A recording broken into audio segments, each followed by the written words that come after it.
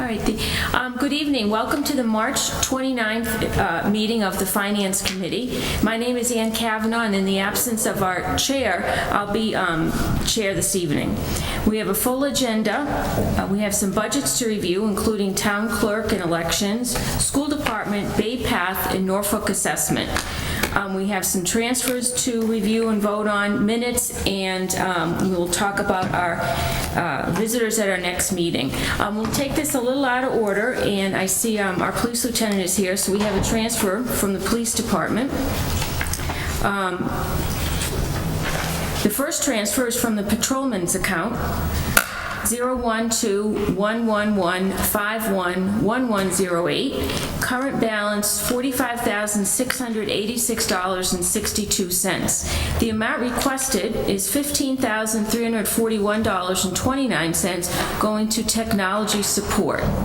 That's account 012-102-5305. And it's noted that the current server is no longer able to support critical infrastructure. Can you tell us about that, please? Sure, thank you. Good evening. What's happened within the last week or so with regards to our server is we had a record management system come in to do a software upgrade in order to support some of the electronic submissions that we're going to be having to do with the courthouse for one. And what happened when they went to do the software update, they found that our server could not support it in its current format. Excuse me. So what happened is we lost almost a whole day. Our system crashed, our email was down and whatnot, and they got to the crux of the issue and said that in order to move forward, their recommendation is that we replace the current server, and we obtained a quote in order to do that, and the $15,000 and change represents part of that. We do have some money in CIP, a little bit better than $5,000 that we're able to put towards this cause, but we were told it's not a matter of if, it's a matter of when. So I'm here before you tonight asking for the transfer in order to acquire a new server. Okay, thank you. All right, any questions? Just one question, just relative, and it may be more for the CFO. The Information Technology Department, they have a very small budget. Are these the type of things that are planned for, or is this the police department budget for technology completely separate, or how do we, I guess, avoid emergencies like this in the future? I mean, is this something that the IT director are responsible for looking at to see that these systems are going to be coming out of date as we move forward? I can tell you, looking back on the history of money expended for terms of upgrading or replacing servers, it's done through the CIP plan. It's not done through the Office of Information and Technology on the town side. The police department does provide for their own replacement costs for equipment such as this. This, quite honestly, was unanticipated. Right. I can tell you we have replaced some infrastructure at the police department in the past through the CIP plan, but this, quite honestly, just is out of the blue. So. It's really an unforeseen type of an expense that we weren't anticipating. And expenses like that, the best place to find those resources in emergency is out of available funds and accounts. Fortunately, there are available funds within the current operating budget. If, in fact, there were not, we would have to rely on the reserve account to provide replacement costs for unforeseen expenditures. Thank you. Okay, any other questions? Do we hear a motion? Thank you.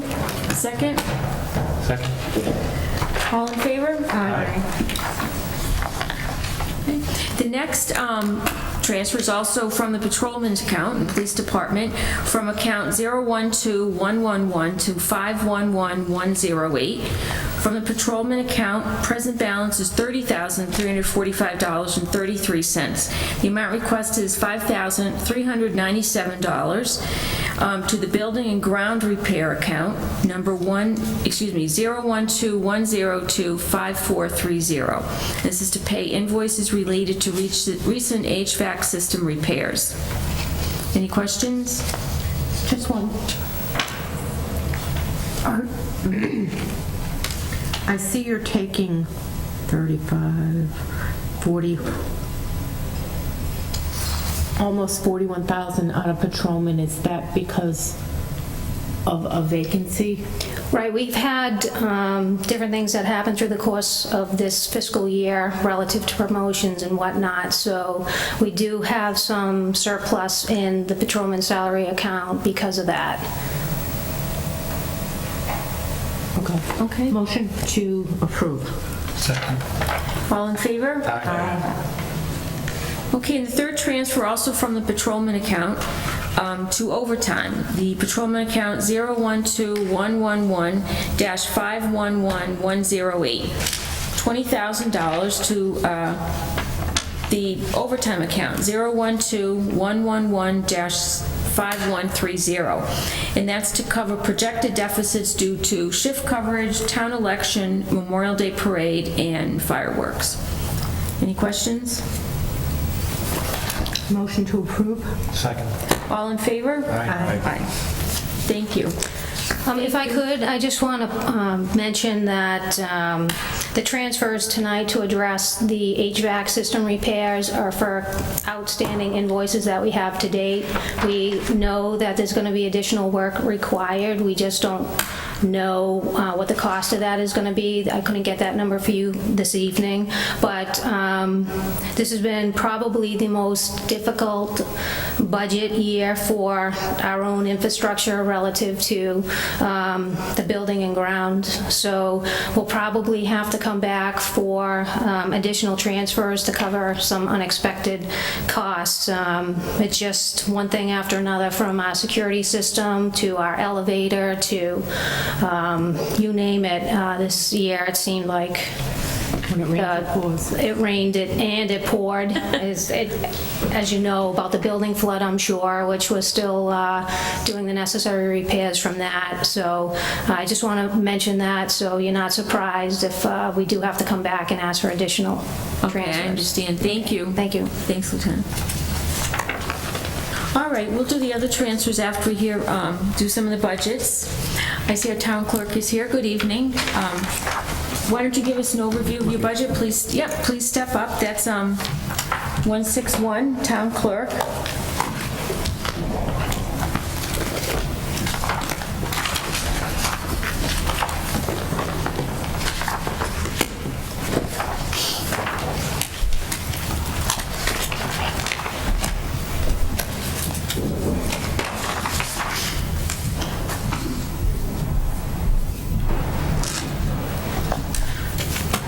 Good evening. Do you have any, well, I'll start by saying that the budget has salary line of department request and town manager recommendation, $161,237. And then the subtotal for non-salary is $3,740. So total budget is $164,977. Do you want to tell us a little about it, or is there anything you want to highlight? Nothing much has changed. I mean, basically under, the listings, miscellaneous supplies, the dues, and travel and education, that pretty much has stayed the same, other than, might have changed 10 or 20, because dues might have went up. As far as salaries, If I may, Madam Chair, this meets the contractual obligations for the employees in our office, as well as a 2% bylaw increase for Deb as the department head.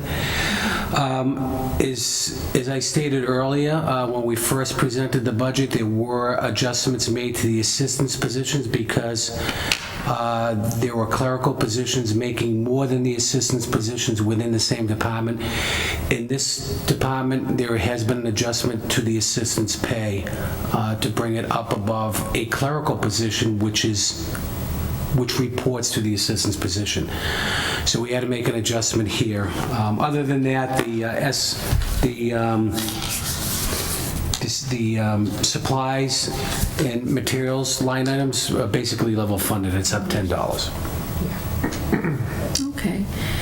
Okay, any opening for questions? Any questions? Motion Just, to, I'm just sorry, quickly, just so the adjustment is made in, is handwritten in there, is that correct? For the annual pay, but the weeklies were not adjusted over, is that correct? I mean,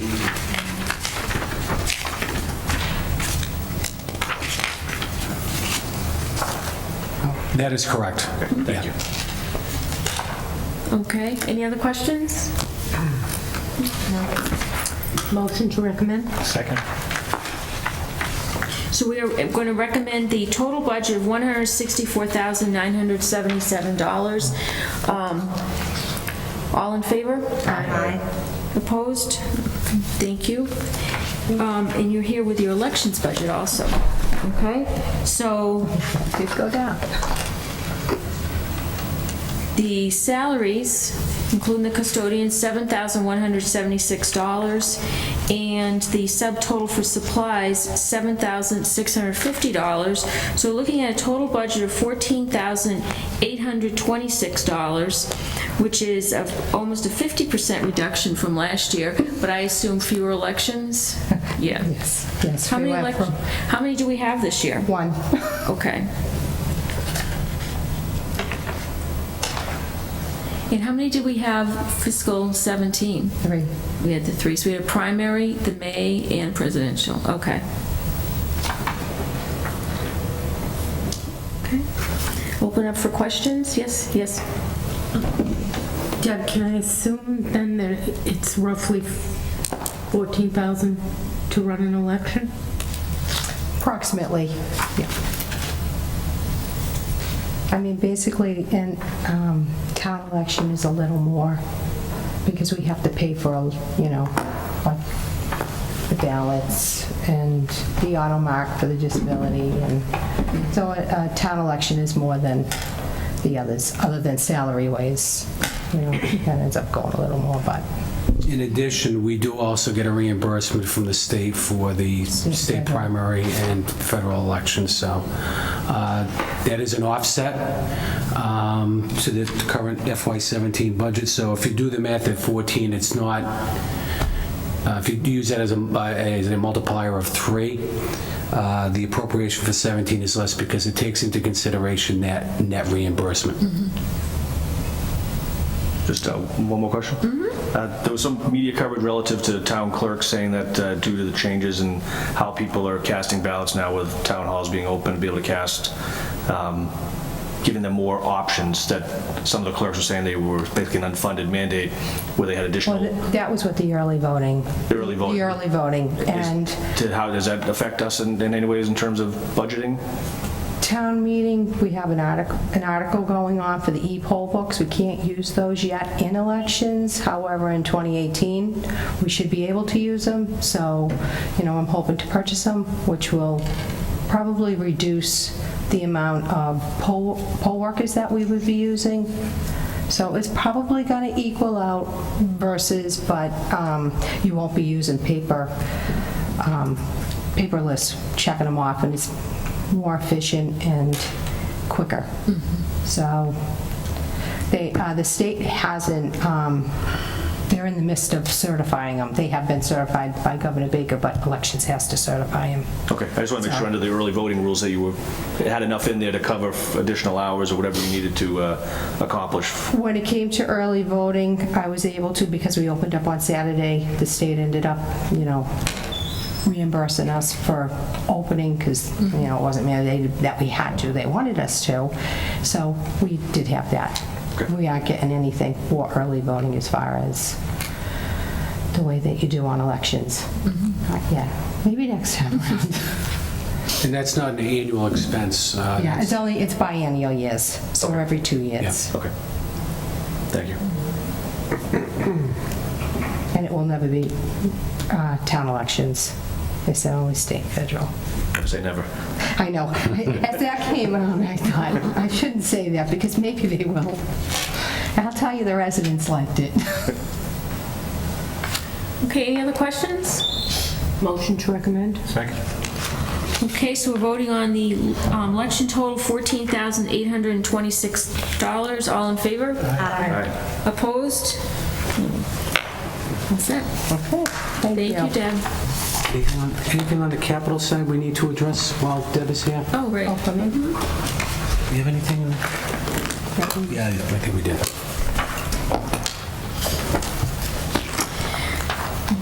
$16,250.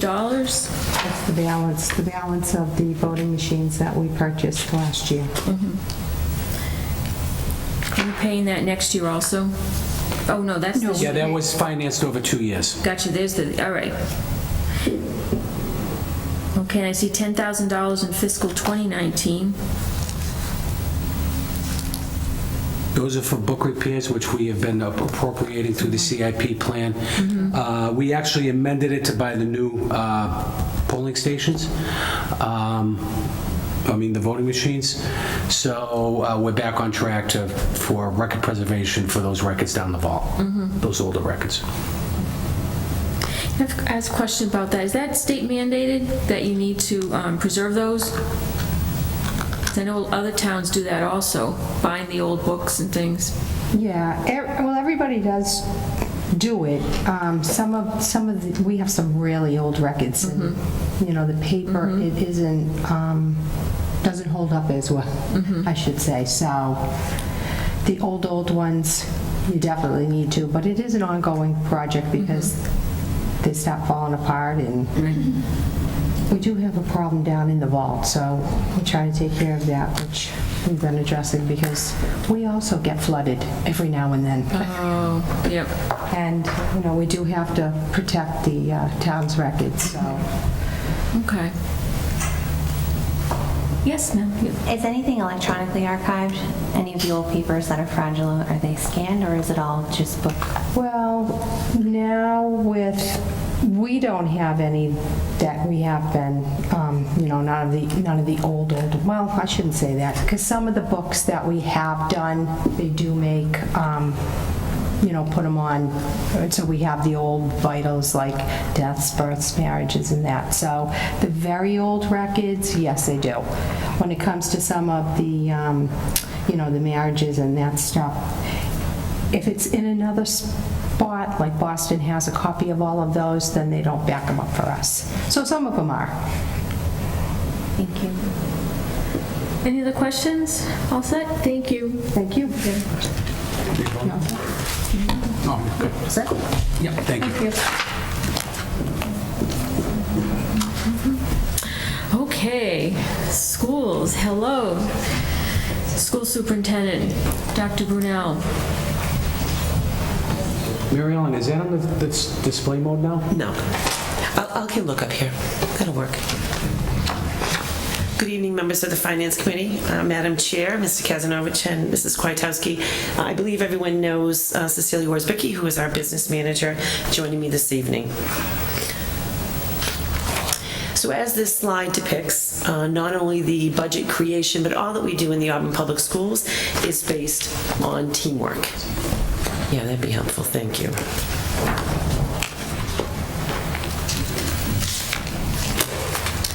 As we've done in the past, when we began the creation of the FY18 budget, we did so based off of our core values, our mission, and our vision, the vision is to educate and prepare students for the opportunities and challenges of a changing world.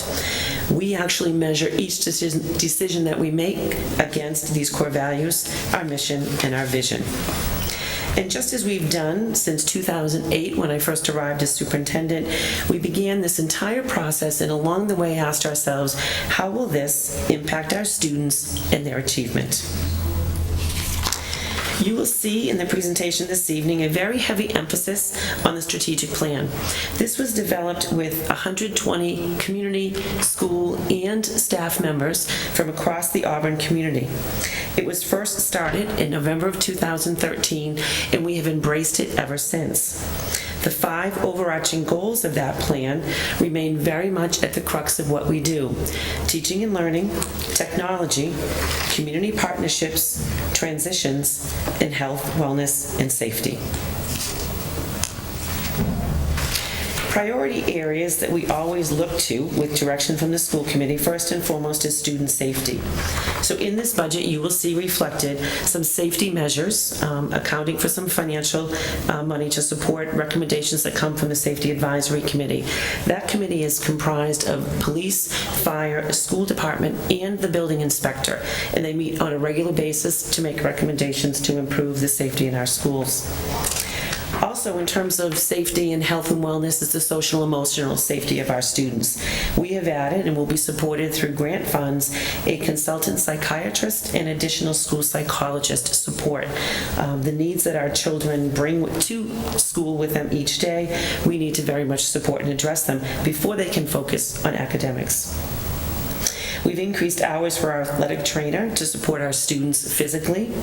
And per students' IEPs, we are looking to increase IA and ABA support to assist them in finding success. And those are directly tied to individual education plans.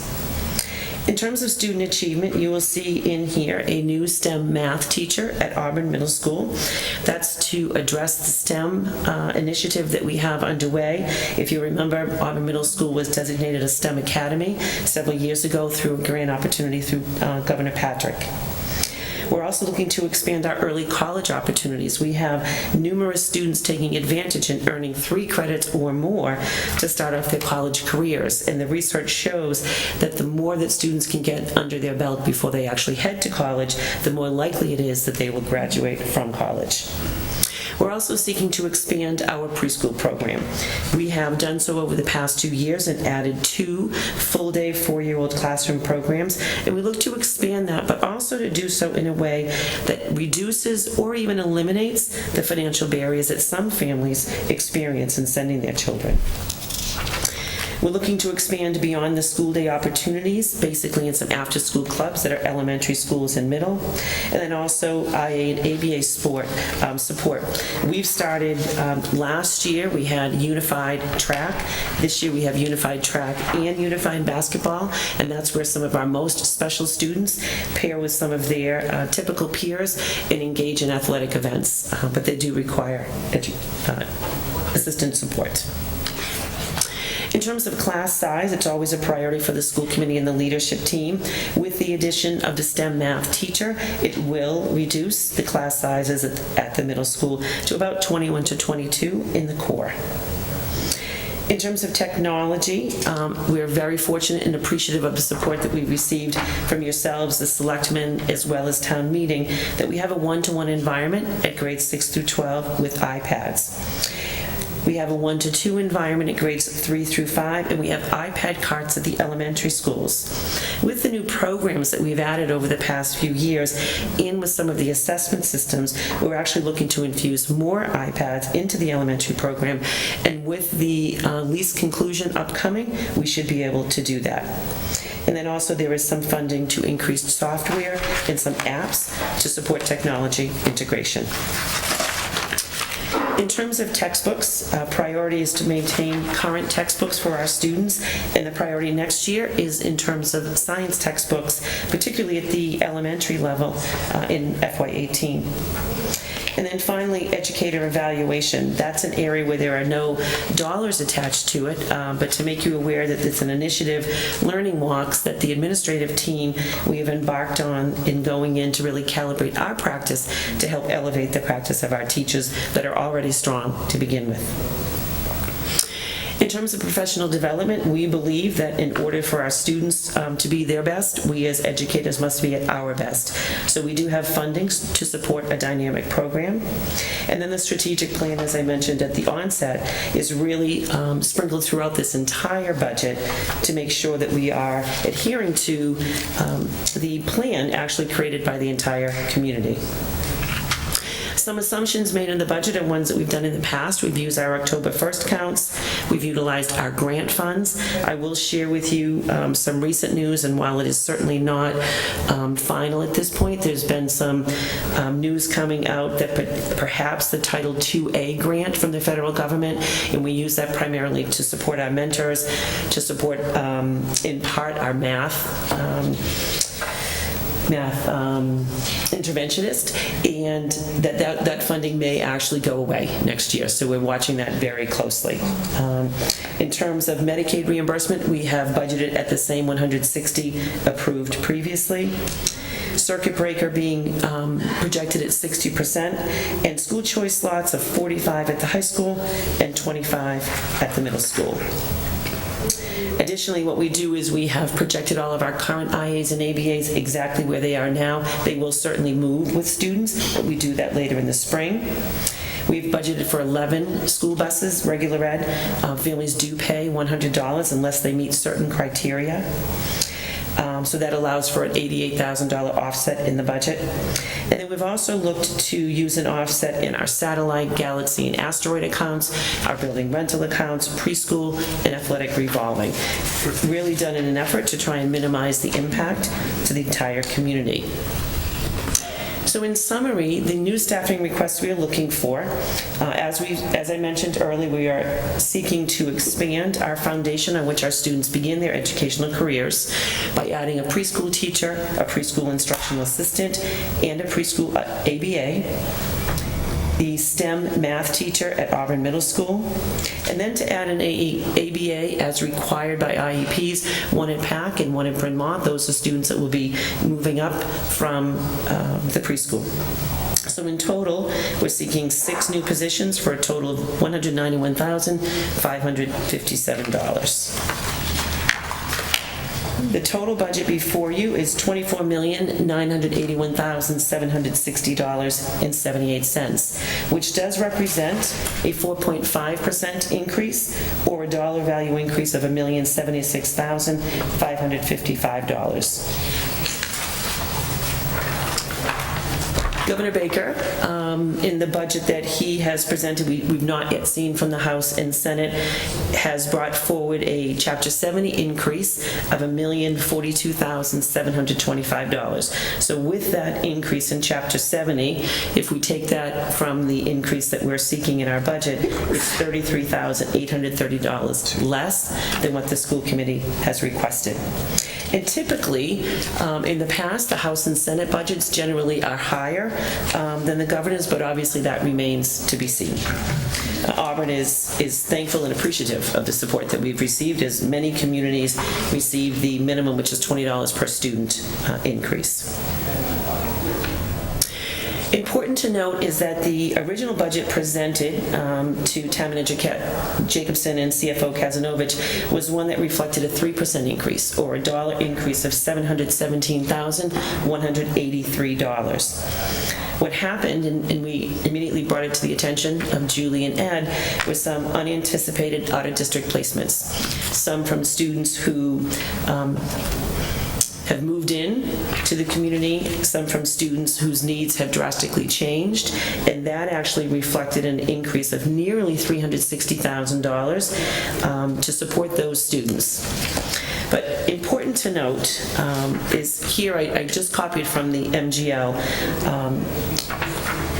71B, Section 2 through 6, that speaks about the obligation of districts to provide the education for students in special education who have special education needs. And what I would say to you is the law certainly requires that we provide those services in the least restrictive environment. And typically that's the home district. And I would say to you that the Auburn Public Schools has a long history of doing just that. What's happened with some of these children's needs, so we have a legal obligation to do that, but I would say to you too, we have an ethical obligation to make sure that we're providing the best for our students, and to hopefully do it with their peer group, where they're living and in the community in which they're growing up. Some of these students' needs are such that we currently cannot support them within the district. So they do need specialized services out of the district. Our goal has always been and will remain to bring these students back as quickly as we can.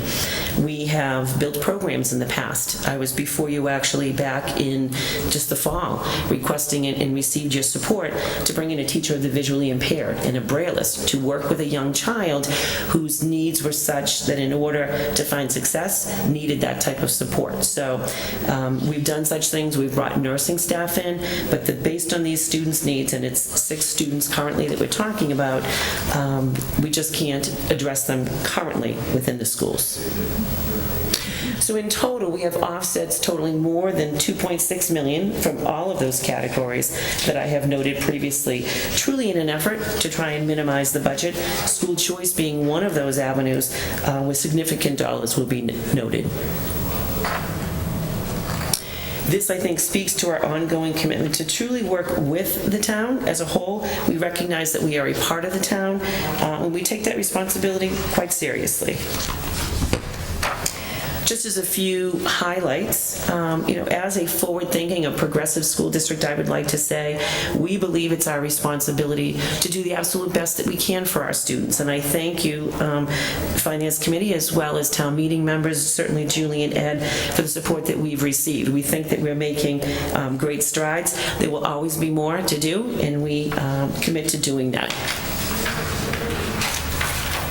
So just quickly, in terms of keeping the process open, we've done this each year. It's really a priority of the school committee and leadership team to be sure that this is an open process. So the budget has been discussed at numerous meetings. We held a public hearing just a couple of weeks ago.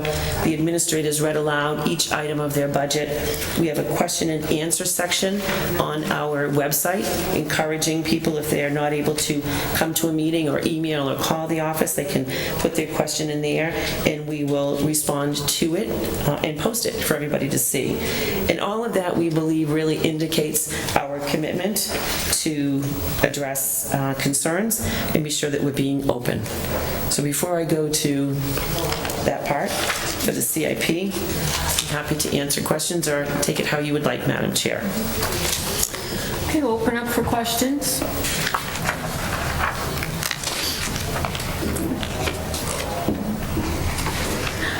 I'll have a question from, go ahead. My question is relative basically to the positions. I think last year you came before us presenting 7 new positions. Correct me if I'm wrong, I looked for last year's notes, but I couldn't find them. This year we're talking 6 new positions. Being new to the Finance Committee, I got quite a lesson last year in terms of the underlying costs of benefits, healthcare costs, now getting a little bit of a lesson in this, retiree benefits and this kind of burden that's looming out there. So I guess I have this concern as to new positions being brought in to increase the long-term cost to the town as opposed to the single fiscal year. Certainly supportive of everything the school department does and relative to programs, and I've got 3 kids currently in the schools, but I do have some concerns as we bring more salaries in, and are we looking enough towards some of these, when you said some of these students have some specific needs and maybe only be in the system for a short time, are we bringing in new employees, or are those things that we could, you mentioned a consultant for a psychiatrist consultant, are there positions that we could look, to contract some services out that wouldn't incur those same benefits? If you could just speak to those. Sure. And understood, Mr. Kennedy, anytime we bring a new staff member on, if he or she chooses particularly health insurance, there's an additional cost that comes with it. So we do try to contract out whenever possible. So those 2 positions I mentioned, the psychiatrist and the school psychologist, so those will be contracted positions paid for through a grant that will not get benefits. In terms of the ABA positions at Bryn Mawr and Packagug, those really are mandated through IEPs, and because we're able to, and I'm not speaking necessarily specifically to these 2 children, but when we hire an IA or ABA, the goal is to try and keep that child within the district and to provide them that support. The 6 students that I had referred to earlier, the amounts of money set aside for them to go to out of district range from a low of $28,000 because it's for a half year, up to a high of $114,000, and that doesn't include the transportation that goes with it. So we know that once a student goes out of the district, if you combine the tuition and transportation, those costs can quite honestly become exorbitant. So while bringing in staff to support them comes at a high cost, it's much lower than if we were to send them out. In terms of the preschool program, that really is an initiative, and I should have mentioned this in giving credit to Town Manager Jacobson. So it was about a year and a half or so ago, there was an opportunity through Governor Baker's office to apply for, and credit to Mr. Kazanovich too, I apologize, for a best practices grant. And each community could apply for up to 4 grants. 1 could be education and 3 would be municipal.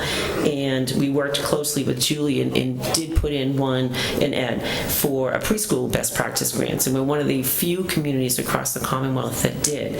And as part of that, we're looking to partner with the area preschools and to really strengthen our communication and collaboration, because the research is overwhelmingly clear that if we can really strengthen the foundation on which kids build their educational experience, the better off they're going to be. So we believe it's a really wise investment to add this additional preschool class. All of these truly are investments in the future. So there's a cost right now, and then obviously, with OPEB, I know those, costs are looming, but I think the cost for our children now, I think is worth the investment. Just while you mentioned the preschool programs and partnering with other preschools, having a child who's not in the Auburn High School program, but in another program here in town, I know some of the other preschool programs are starting to hurt in terms of their numbers, because more kids are going to the. At what point do we balance these existing businesses who were thriving prior, and you're talking about collaboration with them, adding another classroom? Are we, in turn, is there only so many kids in that age range that we're hurting other programs? And that certainly isn't our intent, and we're in the midst of putting together a letter to outreach all of them so that we can get together and actually have discussions around that. One of the things, and not that we have in our preschool program, is an integrated preschool. So children generally coming from early intervention or with identified needs, more typically, and this is, I can't say exclusively, they could be some in private preschool or center-based programs. Oftentimes they come to the public schools. So our intention is certainly not to hurt private programs, and maybe we'll hear that when we have that meeting with them. But it truly is to partner with them, because we don't have within the district the space to educate all of the preschool children. We're really at our capacity, I think, with this additional class. But it's how do we work together to support all of the children. And some of the other things we're going to do are cultural programs as well, and some professional development training too. Thank you. Okay. Go ahead. No? Go ahead. Question about contracts. I see in the budget that there are some salary items that have next to them to be negotiated. Looks like, is it the IA contracts? We are currently negotiating the IA contract. That's still ongoing. We've just recently nearly concluded. It needs to be ratified, the custodial contract, and the secretary's contract has been ratified. And then also you would have noted the administrators, and we have a number of people who are on individual contracts, so those get renegotiated annually based on performance. Okay. Now, are those salary, if there are potential salary increases, are they accounted for in the budget? They are. They're within the central office budget in a line titled Salary Reserve that we set aside. Kevin, go ahead. My other 2 question marks I have noted on here. Could you please explain to me circuit breaker reimbursement? And after that, can we just talk a little bit about school choice? I see we've got additional, how many slots are allotted for the high school and the middle school. We receive some sort of reimbursement on that, but is that reimbursement, again, when we're looking at long-term benefits, is that reimbursement we're taking in covering our long-term, and what are our requirements for actually taking school choice and the number of students? So in terms of circuit breaker, the threshold this year is $43,094, I think. So for children whose special education services cost more than $43,094, the state statutorily is supposed to reimburse us 75% of those costs. They've not done that. I think the highest year may have been 72, but it's been hovering around 60% that they have reimbursed for those what they call the extraordinary special education costs. So, for instance, for a child who may may be in an out-of-district placement at $100,000, just for round figures.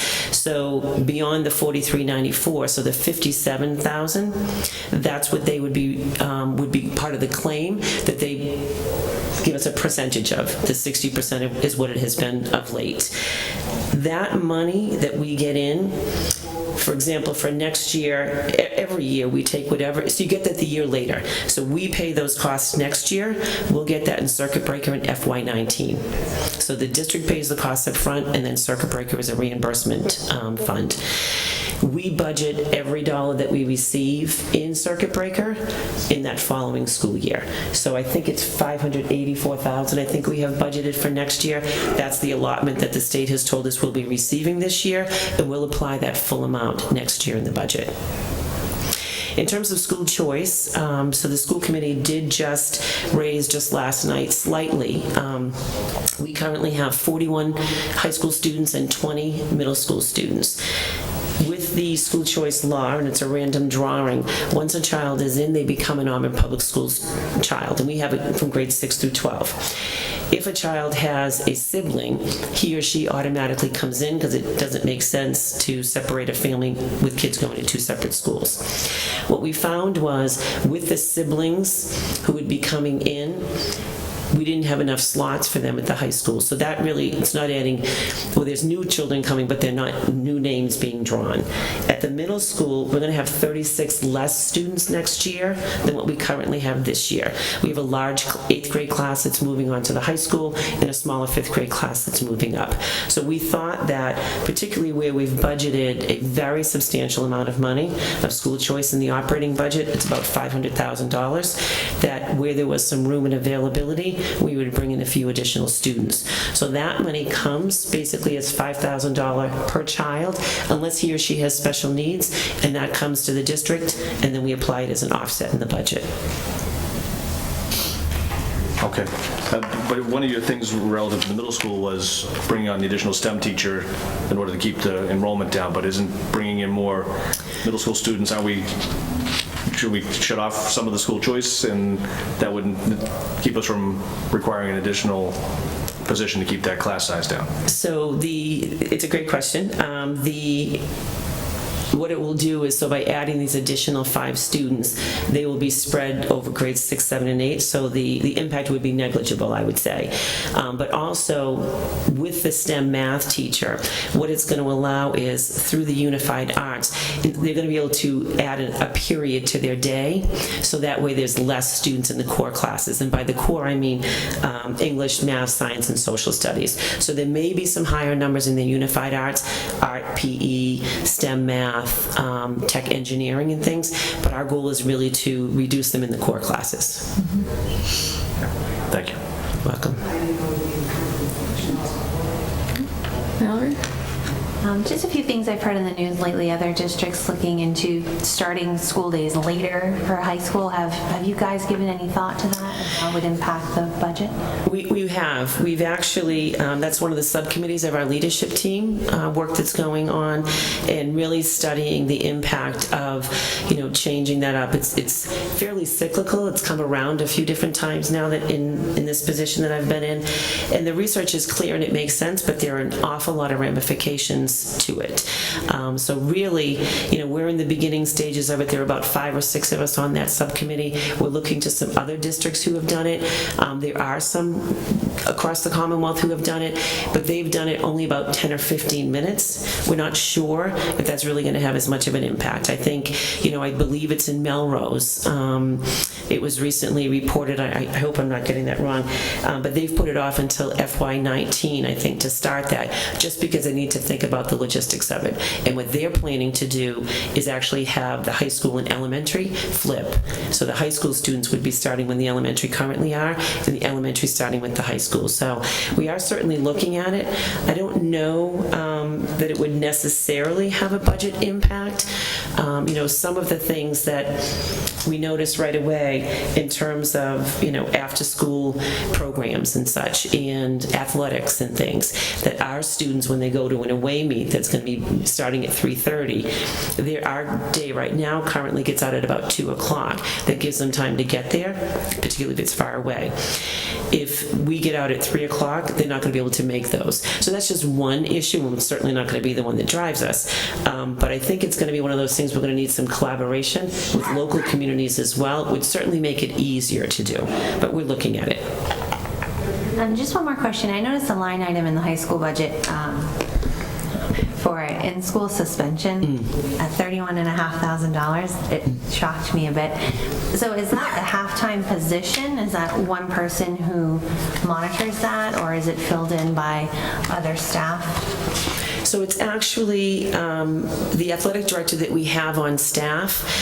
You would see that the salary for the athletic director is smaller, so he does both of those positions. Okay. So he serves, because he's in school all day, and he would be working anyway, he has some other responsibilities as well. But when students are assigned in-school suspension, and it's not every day, but there's a fair number of days, he's there and he monitors and supervises them. Okay, thank you. You're welcome.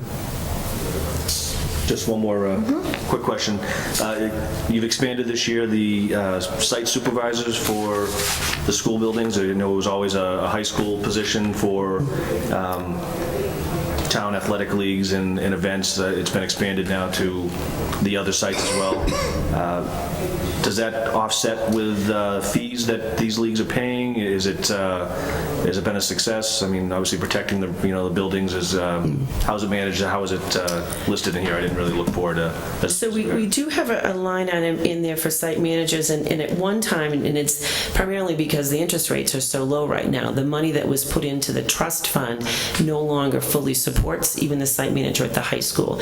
So I think we had it at 5,000. It was increased to 10, and it may even be 12 for next year.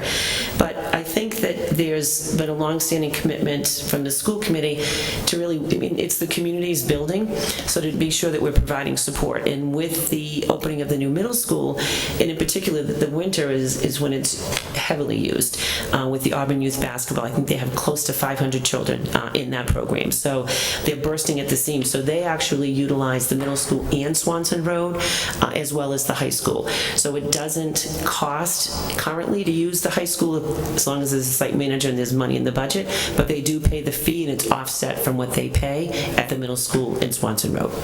Okay. I just said it in terms of as we go towards the CIP and we're talking, for the community to support, new athletic, changing the fields and. That it's not, there's not a hindrance for people to come and utilize the facilities, but also protecting the facilities at the same time. I mean, sure. I realize the basketball in particular, you get 500 kids with basketballs, and next thing you know, they're dribbling down hallways and bouncing balls off display cases and stuff. You definitely need someone there to, but I want to make sure it wasn't something that was even getting negative feedback on in terms of, or in that the monies that were being requested of these leagues was not going to be detrimental to these leagues. And I've not heard that, and in fact the school committee made a reduction in their rate in full recognition that we're not looking to make money on this, that it's really the intention of it is to cover the costs that we have. And we do sometimes rent to private organizations, and we take in, there's a building rental a fee structure, and we do take in more substantial amounts of money, and we even use that money for offsets, perhaps like for electricity or even some building maintenance. But for the local leagues, the committee has really prioritized making those as affordable as possible. thank you. Questions? There's a couple of questions. Where are we in our bus contract? What year are we in? And We're in our second year. We'll be having our third year next year. So next year I'll be going out for bid on that. So we will be under contract in fiscal year 19. We'll have a new busing contract. okay, and I see it's increased. I see that there'll be 11 school buses altogether still. That's what we had last year. So the cost increase is just part of the contract. And when we negotiated it, was there any allowance made for potential decreases in fuel costs? maybe those would be savings that could be... There's no fuel escalation costs in that. They negotiated it without. Sometimes if you do like the fuel escalation in it, it can cause your bid to go up because it's unknown. I mean, we've been in a good market with our gas and, fuel. But, I mean, depending upon, they don't know how to gauge it, so they might end up being a little top-heavy to start out with. So it was negotiated prior to my coming on board, but there was no fuel escalation. I was thinking of a de-escalation, maybe. Well, actually, I mean, costs had gone down, but I guess they've been pretty steady for now, right? It's pretty steady, yeah. Yeah, okay. So I guess that's something, I was just wondering if that ever occurred. I don't believe that was taken into account, the de-escalation, no. I've not heard of that. I mean, we could certainly look into it, but I've not heard of a district doing, they certainly have escalation charges in there, but I've not heard of the other, but we can certainly look into that when we go out. Especially, they usually go by the consumer price index.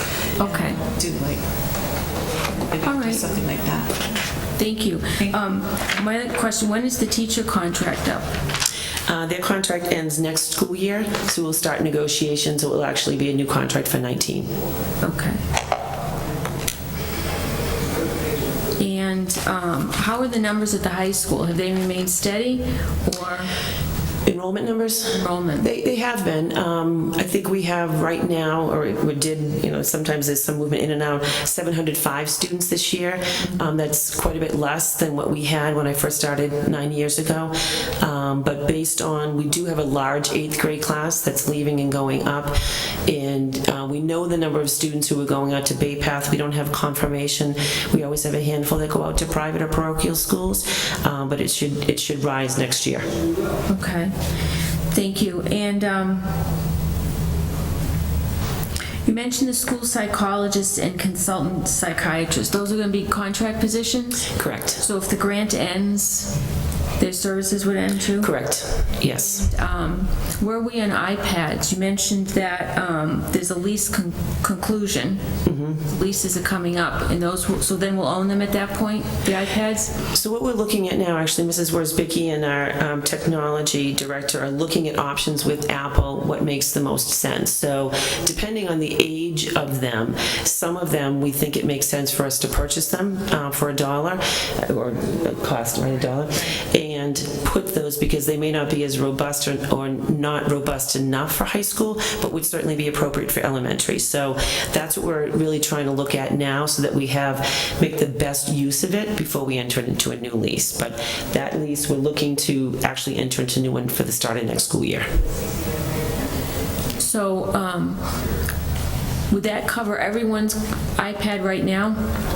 I mean, when you talk about lease, well, actually, they're all under lease right now, correct? We don't have any? No, actually, the ones from the new middle school were purchased as part of the project. Okay. So those are not part of the lease right now. And the high school ones? Those are part of a lease, yes. And that's all going to get renegotiated? Correct. Okay. We did, if you recall, several years ago, we actually, with town meeting approval, did purchase some iPads. Yep. This is probably 4 years or so ago. But other than that, we've been leasing them. It seems to make the best sense for us right now. Related to that, does the high school use park testing?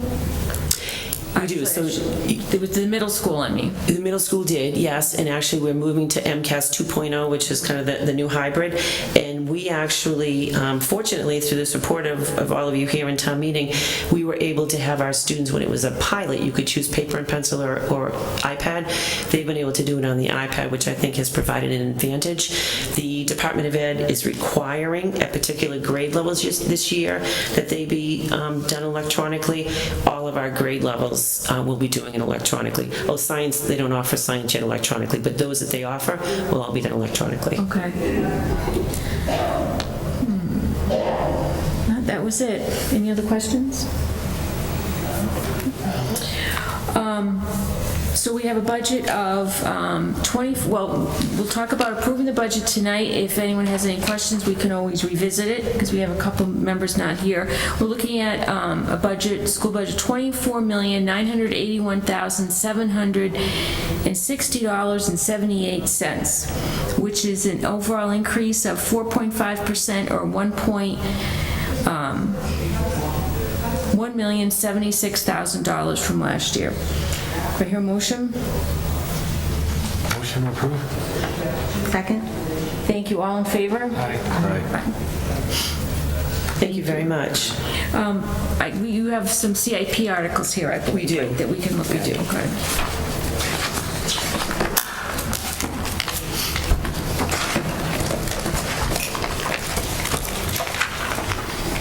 I do, while you're transitioning to that, want to thank all of you for coming out to the town meeting last night and for everyone's support. Looking forward to replacing the roof at PAC. On a rainy Tuesday. On a rainy Tuesday, exactly. Cold, rainy Tuesday. We had a Quorum very quickly. It was wonderful that everyone came out. Thank you. Everyone, thanks. So,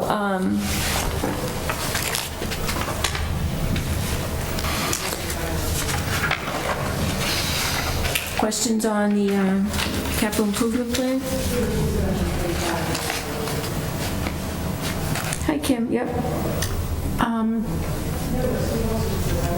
What is the artificial turf at the high school? Yes. Says payment for artificial turf, lease payment? Yes.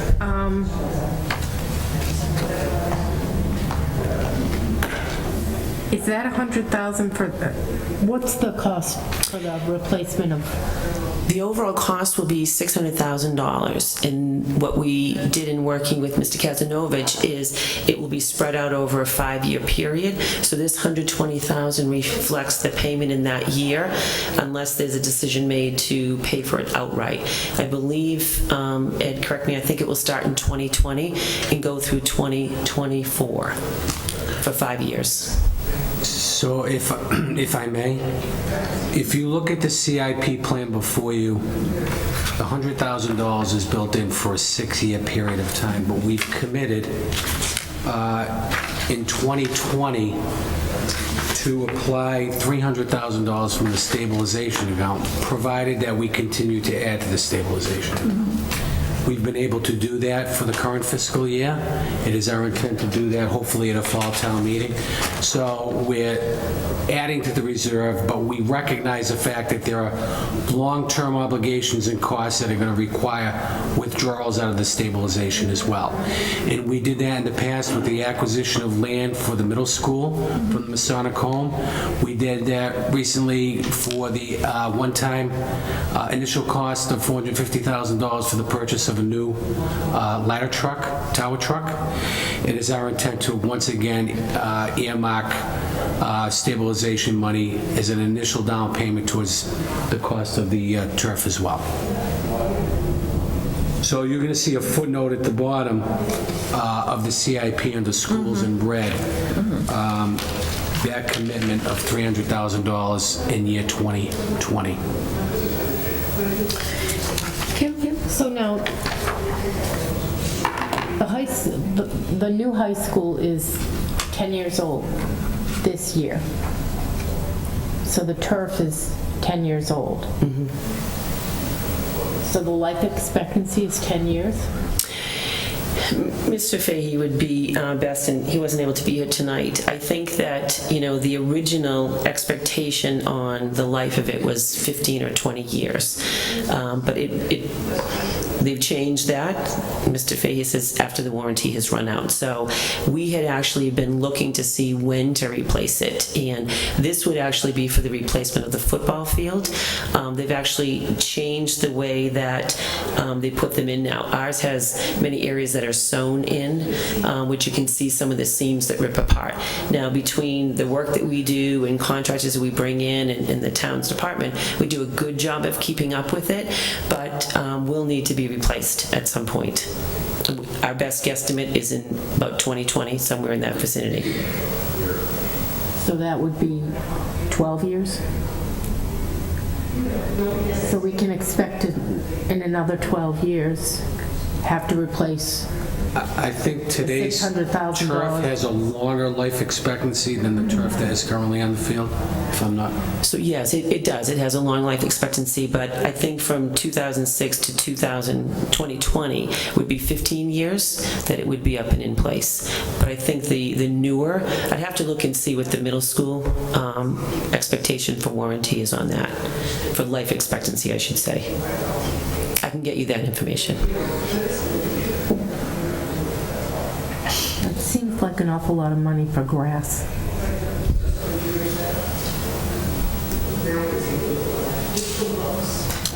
Okay, any other questions?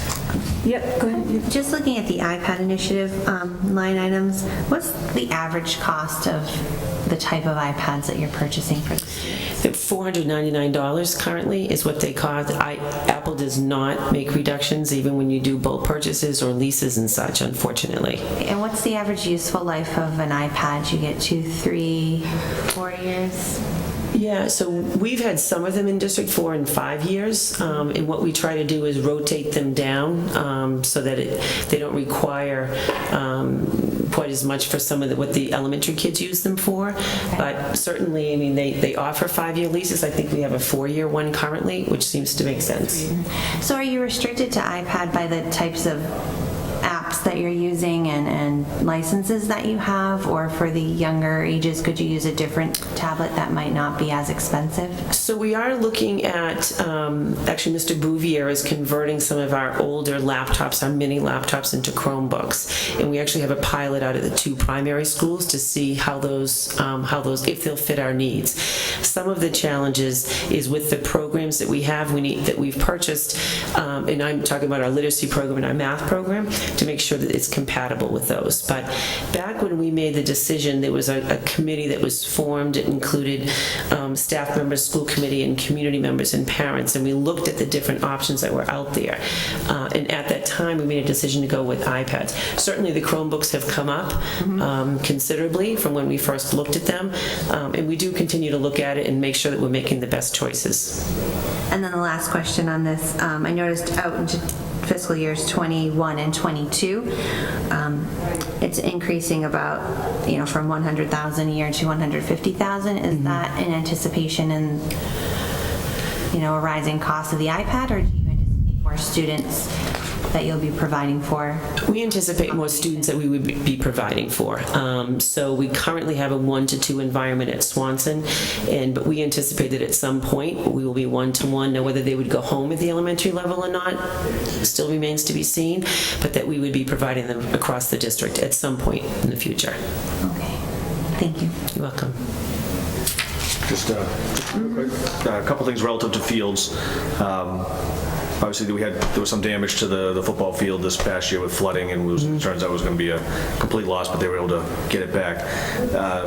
Will there be any infrastructure changes to prevent that from happening again? Was that drains that hadn't been cleaned out? Is that why the water got in there with that heavy rains? No, I would say, I didn't mean to interrupt you, so, okay.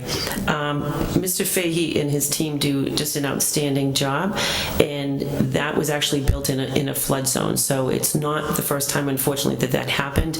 It may have been my first year. I remember meeting you and the former town administrator down there on a weekend and seeing how it had just, this ground was saturated and it just came right up through. So they do everything they can to maintain it, making sure that they're monitoring, the drains and such, and works really well with the town departments. But I don't know that was avoidable, quite honestly. Okay, and relative to fields, so the amount of use also affects the life of the turf. We've got a beautiful field at the middle school now, but there's some limited use in terms of the seasons because of light issues. We had any put in considerations to lighting that field so that could get some more use and maybe give the high school field a little more rest time, I guess? That actually was briefly discussed by the school building committee, and the decision was made, I believe, if I recall correctly, to intentionally not put lights there. It's a little bit more of a secluded location, and it being a middle school, it didn't seem that it would necessarily need to be there. The high school certainly does get lots of use, and and with the new Pappas complex, I think that eases it somewhat. But we're blessed to be in a community that there's a lot of youth organizations that want to use it. But it was discussed at SBC and decided against putting lights there. iPad use, have you, as we get to that point where we may be looking to continue lease or extend leases, do you have any data in terms of the success of the programs, in terms of as you utilize them more and they become more integrated in the programs and classrooms? Do you have any feedback or data or anything towards that? So we have actually surveyed our students. We don't, so it's a little bit more anecdotal data than it is as opposed to qualitative, but we have surveyed our students in terms of, their level of engagement. We've talked with our staff about their level of engagement. It has been a 180-degree flip that happened in our 6th through grade 12. And the more time they use it, we offer an awful lot of PD to support our teachers. It's becoming that much more truly blended learning and utilizing them. But I would say we believe it's a success, but we don't have, hard data in terms of, our students continue to do well in school that they did before the iPads. But it's a technological world that our young children live in. You're hard pressed to get, if they weren't using the iPad, they'd be on their iPhone or some other device. So it's the world in which they live. So we're trying to, honestly, as adults, we're trying to stay up with them and what they do. Thank you. Welcome. Any other questions? All right, so we're looking at, we'll vote on the CIP budget later. Okay. I think after we talk to some other departments Sure. too. Okay. Okay, thank you very much. Thank you very much. Thank you, everyone. I appreciate it. Thank you. Okay.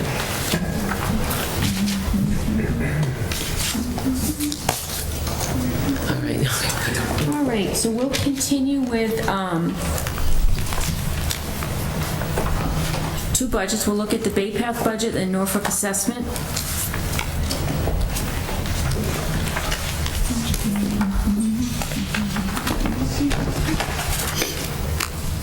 So Bay Path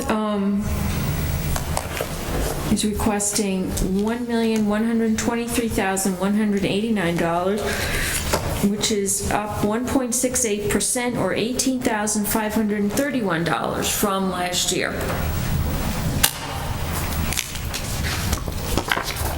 Any questions? Motion to approve. Second? Second. Elections. Okay, sorry. Thank you. All in favor? Aye. Thank you. All right, and the other budget we're going to look at is Norfolk assessment for the student who goes to that location. Is this an Auburn public school or a Bay Path student? Auburn. They elected a program, a vocational program that wasn't Yeah, I available. remember it was. And why is it a separate budget? Rather than Bay Path? Why is this not in the? Because it's an assessment similar to that we receive from Bay Path, so we're treating it accordingly. As you recall, that the first year assessment was done through an outside article, because we were uncertain as to whether or not that outside placement was going to happen at the time that we were, when the budget was before you. Given that we treat it as an outside article, so we know this is at least a 4-year commitment, so we built it into the operational side of the budget as a separate assessment. Just through the CFOs, but the transportation component of this remains in the... This includes tuition and transportation. tuition and Now, we know what the tuition is. We do not know what the transportation is. That has been estimated by Cecilia. That could change. If in fact it does change and it goes higher, then we may have to amend this at a fall town meeting. And we did have some success this year with carpooling, if you will. Yes. With other communities in the same... Correct. The student has stayed for the year, and it looks like they're going to continue their program. Okay. Okay, so we're looking at a department requests and town manager recommended line of $32,149. Last year's appropriation was $30,149, so this is an increase of $2,000 or 6.63%. Motion, do I hear a motion? Motion to approve? Second. All in favor? Aye. Thank you. All right, so that's it on our list for budget, so we're going to look at the transfers next. We'll go back to those. So next on the list is a request from the DPW Cemetery Division to move money from the gas line to the electricity line. Gas line is 014-912-5480, requesting $600 to go to the electricity line 0149125211.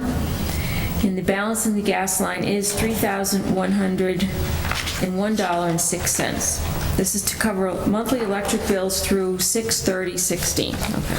Motion to approve? Second. All in favor? Aye. Okay. Next transfer, interdepartmental transfer, is from the Veterans Department, moving money from the conferences line to the office expense line to purchase flags. Motion to approve? It's $150, okay, and do I hear a motion? Second. Okay, second. All in favor? Aye. Sorry, didn't mean to That's jump okay. the gun. I do want to get the amount in there, that's it, all right. Through the chair, can I just ask the CFO relative to a flag question? The Veterans Corridor. And again, I haven't looked specifically today, but I've noticed those flags are not flying on those poles. Was that a winter decision? It's a winter decision, so they don't become tattered, and they're very expensive, so we take them down for a period of time, then they will go back up. I can tell you this transfer is a part of a larger acquisition for flags. We had some money in a special revenue account for salute to vets or whatever that we're using to help purchase some replacement flags. I think the total cost to replace the flags along the Veterans Memorial Corridor, as well as the flag out here in the center of the building, was about $1,200. This $150 is going towards that total cost. Okay. Thank you. All right, next interdepartmental transfers from the library, requesting money moved from the Library Associates account, which has a balance of $185,814, that includes unencumbered. So the available balance is $31,794, requesting $6,500 to go to building and grounds because of unexpected high costs for building heating issues. Motion to approve? Second. All in favor? Aye. The next one line is a request to transfer from the Library Associates line, which has $25,294. Transfer $2,350 to contract services for new maintenance contract to assess and upgrade air conditioning and other units and elements for preventive maintenance. Motion approved. Second. All in favor? Aye. And last, interdepartmental transfer from Town Hall General Services from the water sewer heating line, which has a balance of $19,781.67. Amount requested is $10,000 to go to the equipment maintenance line. Ed, could you tell us? Yeah, this really, this anticipated shortage is really a combination of a number of things. We had some sprinkler issues that the alarms were set off here at Town Hall, and we had to replace a number of sprinkler heads here in Town Hall. Also, we had some alarms over in the Merriam Building. They had to do some rewiring in the alarm boxes, so that was unanticipated. We had to purchase a new copier for the senior center recently. That was unanticipated. And we had to rebuild one of the circulator pumps downstairs that circulates the hot water to the HVA system that disperses warm air throughout the building. So it's just a combination of things that were unanticipated. Motion to approve? All in favor? Aye. Thank you. All right, we have some minutes that Sharon emailed out to us. Are there any comments or questions or corrections to these minutes? Okay, so we have accepted these minutes. If you have any questions, we can always go back and take another look at those. We're meeting next week. We're scheduled to have the Department of Public Services, the Library, Senior Center, Elder Affairs, Cable and Community Television, Veteran Services. We're going to look at those budgets. And pension and benefits, vote on the CIP, and also look at the annual town meeting warrant. Okay, and that's our last, is that our last meeting, Sharon? We have to have everything squared away right there, or so it can go to the printers? It'll probably go to the printers the next week, so if there are some things you need to take care of on the 12th. Okay. The 12th still couldn't be an option. Okay, and do we have a meeting scheduled right now for the 12th? We don't have a posted one, but Okay. We could decide next week and we can post at that point. Okay, so we should be able to finish next week, and if we can finish the week after. So we have that flexibility. Do I hear a motion to adjourn? So moved. Second? All in favor? Aye. Okay.